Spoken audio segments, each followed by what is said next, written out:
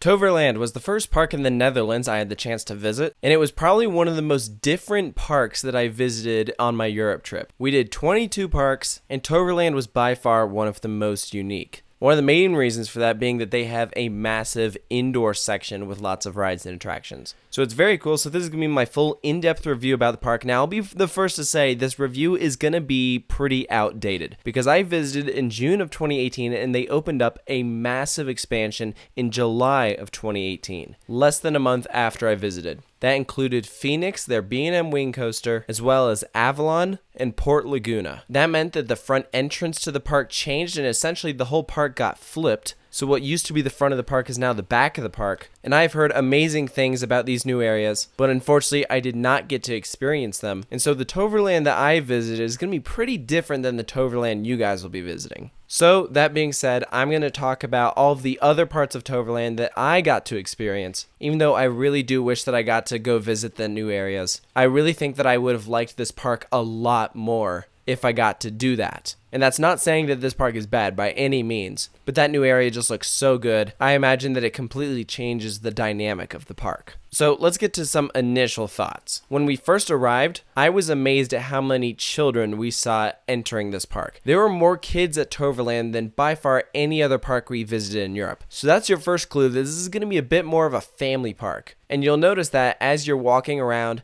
seeing all the various attractions and rides, the only major thrill coaster that was open when I visited was Troy. Everything else was a family coaster. So it's no surprise that this is going to have a huge appeal for kids, especially once you see all the playground areas, which I'm going to talk about later. So when we entered the park, you walk into this indoor area. And the way that they've broken up the park is pretty ingenious. Each section of Toverland has a different magical theme. The themed areas are as follows: Land of Twos, Wonderwald, Ithaca, and Magic Valley, and of course Avalon and Port Laguna, which again I did not get to experience. We were given a guided tour of Toverland by Tessa, one of the owners of the park, and it was really interesting hearing her talk about the various sections and how they decide to theme each area. Starting things off with Land of Twos, one of the huge advantages to having an indoor area is that you can have that section be open during the winter time, as well as when it's raining, which actually when we visited Toverland, it did rain for part of the day, so guess what we did? We went to the indoor area. That whole section has numerous rides. We have your classic swings. There is a roller coaster. It is a full circuit family coaster. They also have this fun walkthrough. This is great. We saw plenty of these throughout Europe. It's a fun house with lots of moving platforms, various obstacles that you have to go through. It's very cool. It's a shame that really we don't have these in America because they were so much fun. And even within this indoor section, it's kind of separated into two parts. And you have this passageway that goes through some really cool theming as you go from one area to another. It's areas like that that really make you appreciate the attention to detail that Toverland pays for each of these areas. Definitely better theming than most American parks. I wouldn't say it's the best in Europe, however it is really good. Another cool attraction that you can experience that has the entrance in that indoor section is this really neat bobsled style ride. The ride is called Maximus Blitzbahn and it's kind of tucked away. And what's really neat about Maximus Blitzbahn is that you actually control your speed. So you can go as fast as you want. So in that way, it's kind of like an alpine slide, but this one's got to be electric powered or something because it completely stays on flat ground. It doesn't use the terrain to go downhill. Within that same area that Maximus Blitzbahn is in, Wonderworld, you also have lots of play structures. These are definitely designed for kids, however, as adults you can also go and do these. There is no age restriction or anything, and let me just say,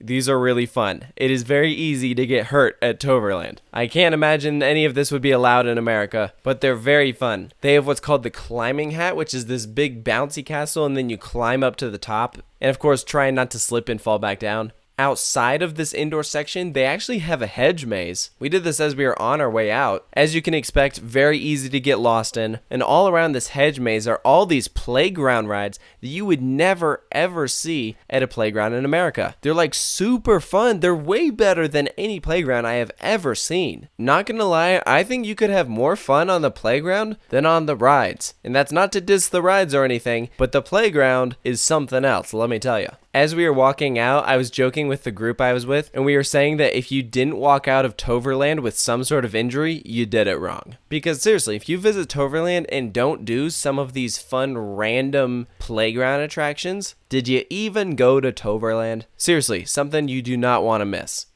Another ride that you're going to enter through this indoor section is Expedition Zork. This is your log flume. What's really neat about this is that it features a backwards drop and a turntable on the lift hill. So you're climbing up at whatever angle that lift is ascending at, and then you stop halfway, do a complete rotation because you started off climbing it up backwards, and then you flip around and climb it up the rest of the way forwards. Where else can you see that? It's so cool. I love the log flumes in Europe. They seriously make most American log flumes look bad. And we had one meal while we were at Toverland. It was within this giant building. They had this food stand where I got this chicken sandwich. It was on a pretzel bun. It also had cucumbers on it, so that was interesting. But let me just say, this might have been the best chicken sandwich I have ever had. The chicken was excellent in combination with that great breading. It was so good. Very, very good park food. I can't really say much about the other food at Toverland, but I really liked that sandwich. And I'm sure at some point in my life I will go back to Toverland, and I plan on getting that sandwich again. So anyways, let's talk about some other neat attractions here. When you exit that big building, you're greeted with Magic Valley.